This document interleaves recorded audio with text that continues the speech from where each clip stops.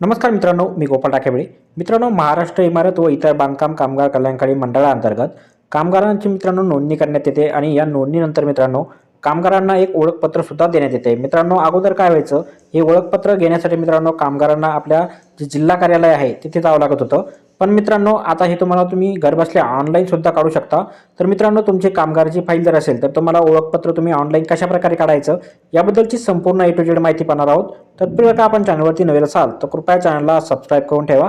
अशाच प्रकारचे माहिती आधारित व्हिडिओ आपल्यापर्यंत पोहोचत राहतील. तर पाहूया मित्रांनो या संदर्भातली सविस्तर माहिती. तर मित्रांनो, सर्वात अगोदर तुम्हाला तुमच्या गुगलवरती यायचं आहे. मित्रांनो, ब्राउझरमध्ये आल्याच्यानंतर तुम्हाला इथं mahabocw.in ही वेबसाईट सर्च करायची. सर्च केल्यानंतर अशा प्रकारे मित्रांनो एक नंबरची लिंकवरती क्लिक करा. याच्यानंतर अशा प्रकारे मित्रांनो तुमच्यासमोर इंटरफेस ओपन होईल. याला खाली स्क्रॉल करा. खाली स्क्रॉल केल्यानंतर भरपूर सारे ऑप्शन आहे. शेवटी जो ऑप्शन आहे मित्रांनो construction worker profile log in, याच्यावरती क्लिक करा. इथं तुमचा आधार नंबर, मोबाईल नंबर टाकून प्रोसीड टू फॉर्मवरती क्लिक करायचं आहे. यानंतर एक OTP येईल. आलेला OTP इंटर OTP या रकाने टाकून व्हॅलिडेट OTP वरती क्लिक करायचं आहे. याच्यानंतर मित्रांनो तुमच्यासमोर एक पेज ओपन होईल ज्यामध्ये तुमची संपूर्ण वैयक्तिक माहिती दाखवली जाईल. मित्रांनो, याला खाली स्क्रॉल करायचं आहे. खाली स्क्रॉल केल्याच्यानंतर आपल्याला सर्वात शेवटी ई कार्ड म्हणून एक ऑप्शन आहे, याच्यावरती क्लिक करायचं.